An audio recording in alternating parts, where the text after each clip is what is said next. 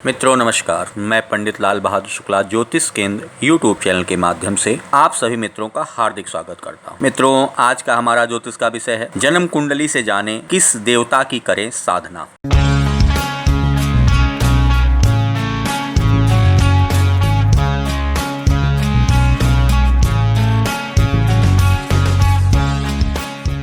मित्रों, सभी की जन्म कुंडलियों में जीवन के आने वाले भविष्य के विषय में ग्रहों से उसका संबंध जुड़ा होता है। जो मनुष्य की जन्म कुंडली है वो इंसान के जन्म कुंडली से उसके जीवन को सुधारती है। मेरा मानना है कि ज्योतिष के विषय में जीवन जन्म कुंडली मनुष्य का एक रास्ता है। ये नहीं है कि आपकी जन्म कुंडली में यदि लिखा हुआ है कि ये मनुष्य जीवन में तरक्की नहीं करेगा, धनहीन रहेगा, तो उसकी जन्म कुंडली भी ये ग्रह बताते हैं कि धनहीन रहने का इस मनुष्य के कारण क्या है, उसके धनहीन होने का संबंध क्या है, उसके अंदर क्या कमियां है। हमेशा उसकी जन्म कुंडली में ये कारण भी छुपा होता है। अगर उसके धनहीन रहने का कारण अगर उस जन्म कुंडली में मिलता है, उसके वैवाहिक जीवन में दुख होने का कारण मिलता है, उसके जीवन में सफलता ना पाने का कारण अगर उसकी जन्म कुंडली में ग्रहों के अनुसार दिखता है, तो उसका कारण क्या है जन्म कुंडली के अनुसार, ये भी उस जन्म कुंडली में उस ग्रहों के विषय में उसका संबंध होता है।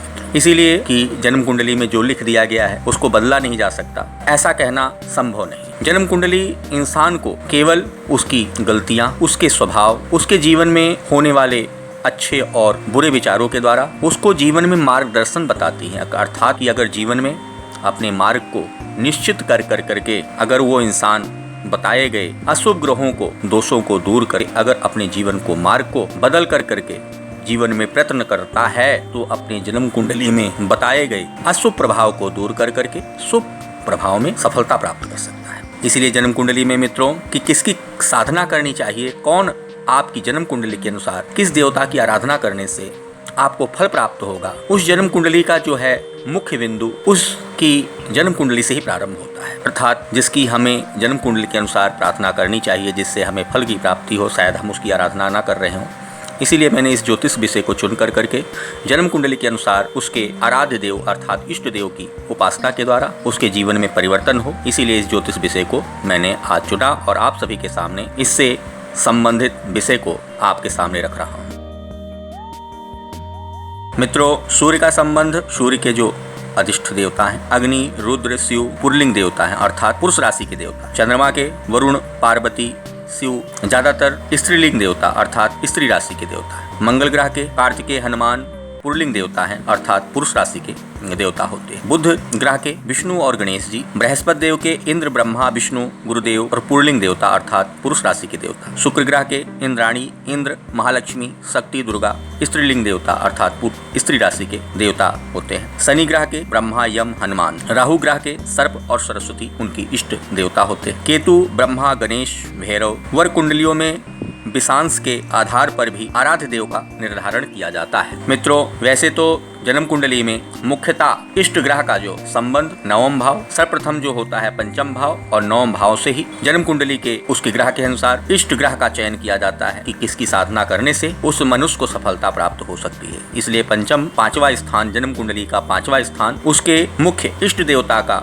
स्थान होता है। मित्रों, पंचम भाव में इसको हम संक्षेप में इस ज्योतिष विषय को समझेंगे। पंचम भाव में सम राशि वृषम, कन्या, कर्क, वृश्चिक, मकर, यो मीन राशि का अगर लगन हो, शुक्र अथवा चंद्रमा पंचम भाव में स्थित हो अथवा उसे देखते हो, तो जातक को उस व्यक्ति, उस स्त्री को स्त्री देवता से संबंधित अर्थात लक्ष्मी, दुर्गा, पार्वती, राधा, सीता, सरस्वती, गायत्री माता आदि की उपासना करनी चाहिए। पांचवें भाव में अगर सूर्य स्थित हो अथवा वहां सूर्य की दृष्टि हो, तो जातक को सूर्य की उपासना करनी चाहिए। पंचम भाव में चंद्रमा अगर अथवा शुक्र की युक्ति अथवा दृष्टि हो, तो पार्वती की, मंगल की अगर युक्ति एवं दृष्टि हो तो कार्तिकेय भगवान की, बुध की अगर पंचम भाव में युक्ति अथवा दृष्टि हो तो विष्णु भगवान की, गुरु की युक्ति हो अगर दृष्टि हो तो शिव भगवान की, और शनि और राहु अथवा केतु की दृष्टि हो तो क्षुद्र देवताओं की उपासना करनी चाहिए। अर्थात शनि से काली, राहु से चामुंडा देवी और केतु से भैरव नाथ की उपासना का विचार करना चाहिए। मित्रों, पंचम भाव में शुक्र हो तो जातक को चामुंडा